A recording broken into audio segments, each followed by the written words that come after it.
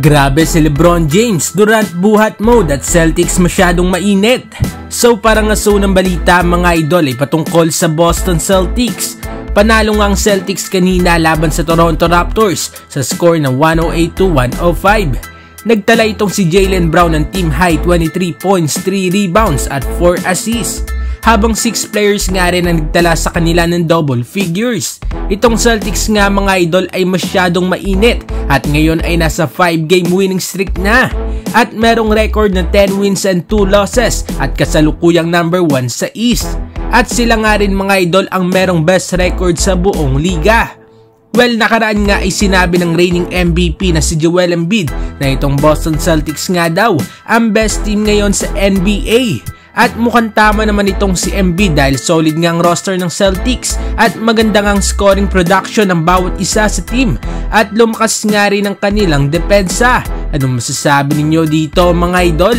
Celtics nga ba ang best team ngayon sa NBA?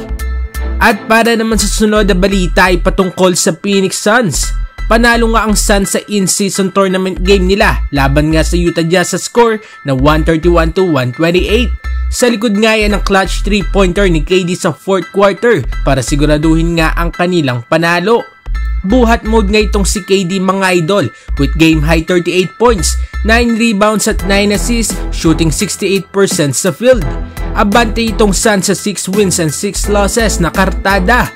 At number 9 nga sila ngayon sa West.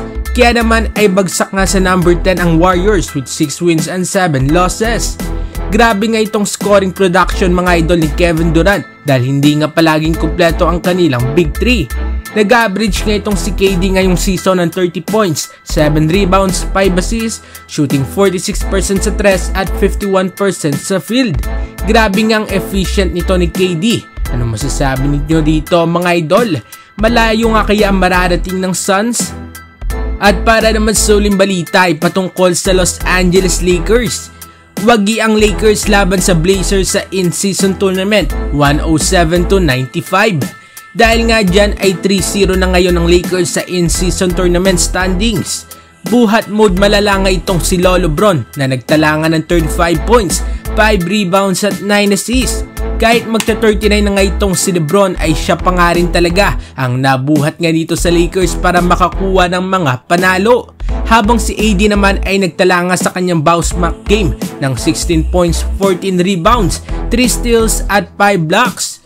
Bumawi nga itong si AD mga idol matapos ang pangit na performance laban sa Kings. As of now ay number 7 sa West ang Lakers with 7 wins and 6 losses. At 2.5 games behind na nga lang dito sa number 1 Nuggets. Anong masasabi ninyo dito mga idol? Mag-komento sa baba at ating babasahin yan. Huwag kakalimutan na mag-like and subscribe para sa iba pang balitang NBA. Maraming salamat po.